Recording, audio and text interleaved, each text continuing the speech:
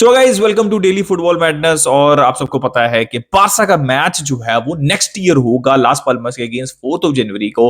और विंटर आ चुका है और विंटर ट्रांसफर मार्केट भी आ चुकी है। तो ट्रांसफर न्यूज जो है वो काफी चल रही है, तो हम डिटेल में डिस्कशन करेंगे बारसा की ट्रांसफर न्यूज के ऊपर, अराउ के ऊपर, क्लाउडियो शेवरी के ऊपर, जाओ फेलिक्स का क्या फ्यूचर होगा, विक्टर रो कब आ रहे हैं, और सारी चीजें जो है वो हम डिटेल में डिस्कस करेंगे। लेकिन सबसे पहले जो एक न्यूज आ रही थी कि बारसा के ऊपर जो है वो बैन लग सकता है नेक्स्ट ईयर चैंपियंस लीग के अंदर, विच इज मतलब इस न्यूज से आई am not surprised, because super league से पहले न्यूज नहीं आ रही थी, और सुपर लीग से पहले आपको पता है कि ला लीगा और सारा मतलब जितने भी प्रेशर हो सकते थे ना बारसा के ऊपर जो है वो अप्लाई किए जा रहे थे। और सुपर लीग के बाद ये न्यूज आना की अनाउंसमेंट के बाद, देखिए सुपर लीग के कौन फेवर में है और कौन उसके फेवर में है, मैं ये डिस्कशन नहीं कर रहा, हर एक अपना राइट है, वो जो भी चूज करना चाहे वो कर सकते हैं, वो एक अलग डिस्कशन है, राइट। बट सुपर लीग की अनाउंसमेंट के बाद रियल मैड्रिड को आप उतना ज्यादा आंखें दिखा नहीं सकते, बिकॉज वो फाइनेंशियली स्टेबल है, और बारसा उतनी ज्यादा फाइनेंशियली स्टेबल नहीं है, जिसमें हमारी अपनी गलती है। But it this was expected, right. और इसी डायरेक्शन के अंदर अगर सुपर लीग चलती रहेगी तो I will not be surprise कि बारसा को जो है वो बैन कर दें, किसी किसी किसी तरह से भी जो है वो बैन कर दिया जाए चैंपियंस लीग के अंदर। आई थिंक जहां पे यूएफए को लगेगा कि भाई ये रियल मैड्रिड और बारसा जो है वो हट ही नहीं रहे, तो हो सकता है कि वो मतलब साल तक, लेकिन नेक्स्ट ईयर ही है ना, तो साल तक क्या सिचुएशन बनेगी वो आप आहिस्ता आहिस्ता आपको पता चल जाएगा। और यूएफए को जहां जहां लगेगा कि भाई ये नहीं हट रहे, तो हो सकता है कि वो किसी ना किसी चक्कर में रियल मैड्रिड को भी बैन कर दें। तो देखते हैं क्या होता है। But as per sources Barca कह रही है कि कोई ऐसी चीज नहीं है, दे हैव नथिंग, और कोई ऐसा चीज नहीं है, फाइनेंशियल फेयर प्ले के अंदर रहते हुए सारे काम हुए हैं।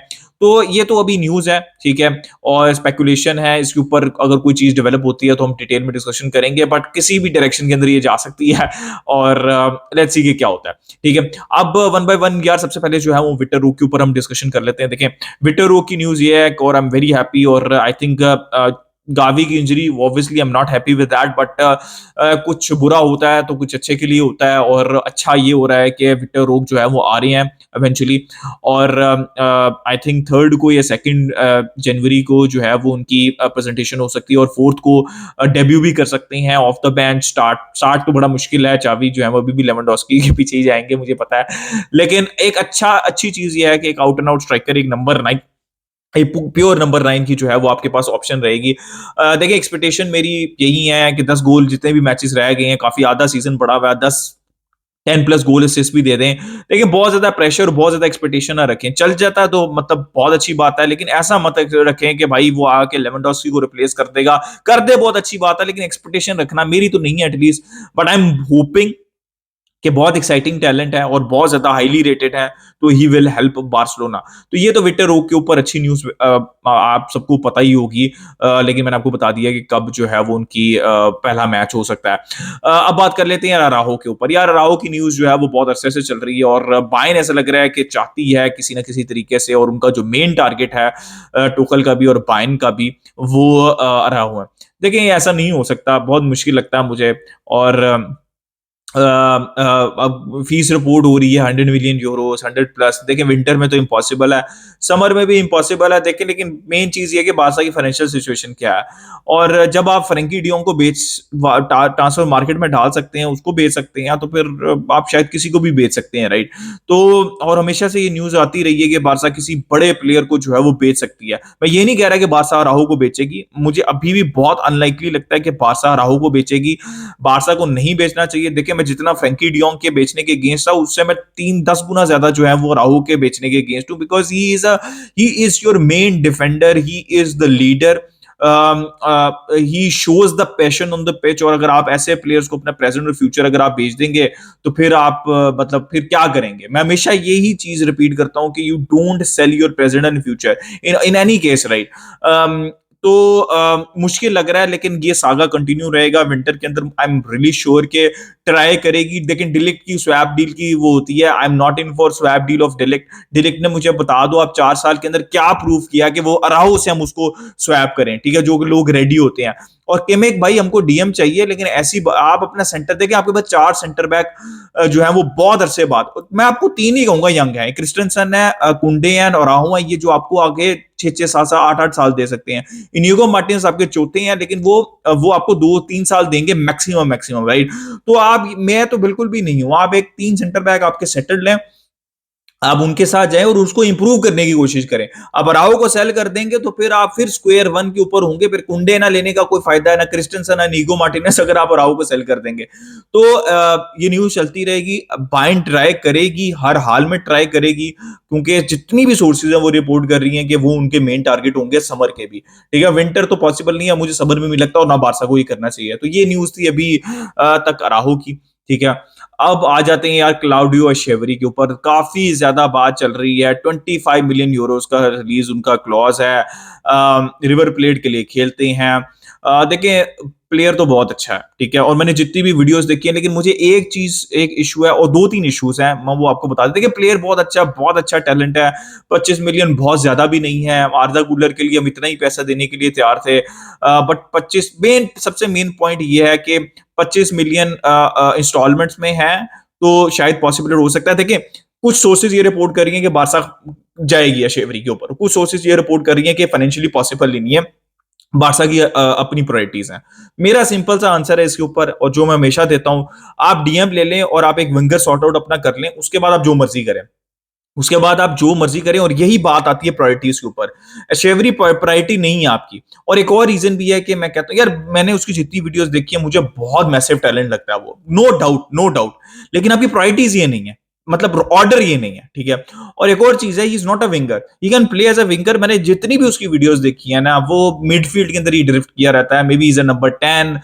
आई know he can settle in, जो हम दो इंटीरियर्स कहलाते हैं, he is kind of an interior. तो मैंने जितनी भी उसकी वीडियोस देखी है वो मुझे सेंट्रली ही खेलता हुआ दिखा है, तो मैं उसको सेंट्रली कंसीडर करता हूं। स्ट्राइकर खेलता हुआ भी नहीं देखा, स्ट्राइकर के इन बिहाइंड उन एरियाज के अंदर, मिडफील्ड के अंदर एरियाज के अंदर जो है वो खेलता दिखा। अगर आपने आखिरी मैच में उनका देखा हो तो वहां पे भी वो मिडफील्ड में ही जो है वो होवर कर रहे थे, और मिडफील्ड के अंदर हमारे पास ऑलरेडी बहुत ज्यादा ऑप्शन है। तो अगर बारसा किसी तरह स्ट्राइक कर सकती है डील जो कि बाकी डील्स को अफेक्ट ना करे, तो I am all in for अशेवरी।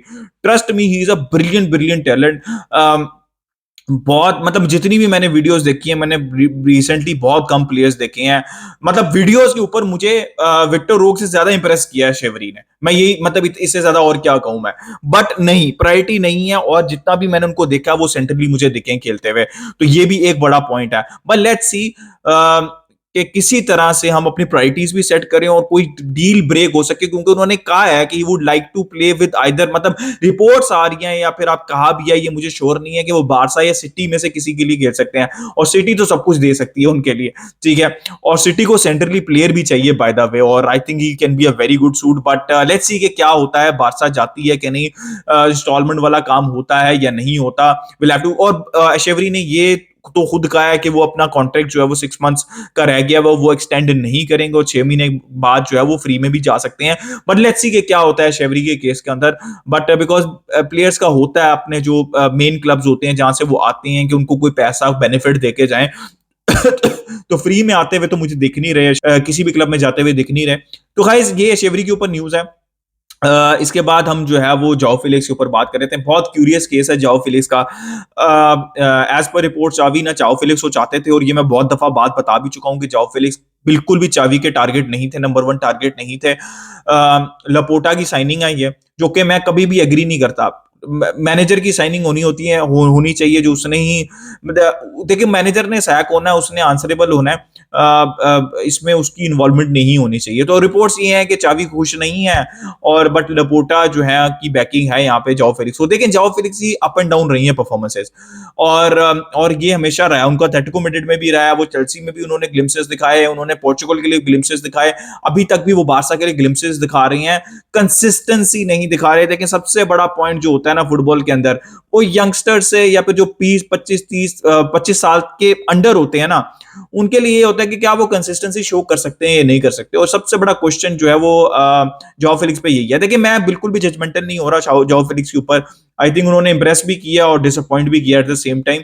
और मेरे हिसाब से तो आखिर के सीजन के एंड के ऊपर आपको ये डिसाइड करना चाहिए, बिकॉज और डिपेंडिंग ऑन के वो कैसा परफॉर्म करते हैं। लेकिन एक मेरा कंसर्न था, जो कि अगर आप जाके देखें, जब मैं हम जाओ फिलिक्स को साइन कर रहे थे, इवन जब वो परफॉर्म भी कर रहे थे शुरू के अंदर, तो मैंने यही कहा था कि आई वुड लाइक टू सी कि क्या जाओ फिलिक्स ट्रैक बैक करते हैं कि नहीं करते, जब हाई मतलब प्रेशर पड़ता है, जब अच्छी ओपोनेंट्स के साथ खेलते हैं, जब आपको वर्क रेट दिखाना होता है, क्योंकि आप मॉडर्न डे फुटबॉल देखें, सिटी को आप खेलते देखें, बायर्न को आप खेलते हुए देखें, आप लिवरपूल को खेलते हुए देखें, जितनी भी टीम्स हैं, दे उनके विंगर्स दे आर टायरलेस भागते हैं मिडफील्डर्स, ठीक है, इवन स्ट्राइकर्स भी। तो जॉ फिलिक्स का सबसे बड़ा क्वेश्चन मार्क मेरा, आप शुरू से उठा के देख लेंगे क्या ये वो कर पाएंगे, और चावी उन चाहते हैं उनसे वो ये करें, और वो नहीं करते अक्सर मैचेस के अंदर, कुछ मैचेस के अंदर करते हैं और कुछ मैचेस के अंदर वो कंसिस्टेंसी नहीं दिखा पाते जो चावी को चाहिए। तो ये सबसे जरूरी चीज है। और देखें, आंसू फाटी ने भी वापस आना है, उनको भी आपको सेल करना है, उसकी भी मुझे लगता है कहानी खत्म करनी चाहिए। बारसा आई थिंक क्या करेगी, बारसा को अपफ्रंट फीस नहीं देनी चाहिए, लोन अगर अच्छी परफॉर्मेंस रहती है तो लोन एक्सटेंड करें आप जाओ फिलिक्स का, ठीक है, अपनी टर्म्स के ऊपर आप जाओ फिलिक्स का लोन एक्सटेंड करें, बिकॉज आपके पास अथॉरिटी है, बिकॉज जाओ फिलिक्स ये बारसा ही में ही खेलना चाहते हैं, ये तो वो क्लियर है, ठीक है, तो आप वो अथॉरिटी अपनी यूज करें। Don't pay upfront fees for job filling next season. फिर वही बात मैं कहूंगा, job filling again is not a winger, और वी नीड अ डीएम, हमको डीएम के ऊपर इन्वेस्ट करना है पैसा, हमें एक लेफ्ट विंगर चाहिए, हमें हो सकता है कि शायद रफीनिया के जो हालात दिख रहे हैं अभी तक, हो सकता है कि वो भी ना हो नेक्स्ट सीजन, तो हमको हमें राइट विंगर भी चाहिए हो।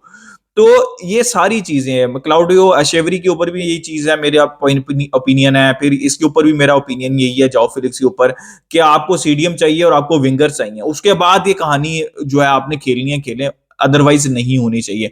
तो गाइज ये न्यूज है, इसके अलावा और भी मिडफील्डर्स की न्यूज चल रही है, उनाना फफाना ये सारे जो है वो चल रहे हैं। कोई ज्यादा मतलब डेवलप होती है न्यूज तो हम इसके ऊपर बात करेंगे। आप अपना ओपिनियन बताएं, आपका क्या ओपिनियन है शेवरी के ऊपर, जाओ फिलिक्स, कंसेलो को रखना चाहिए आई थिंक, कंसेलो अगर 20 से 25 मिलियन के अंदर आता है तो कंसेलो को रख लेना चाहिए।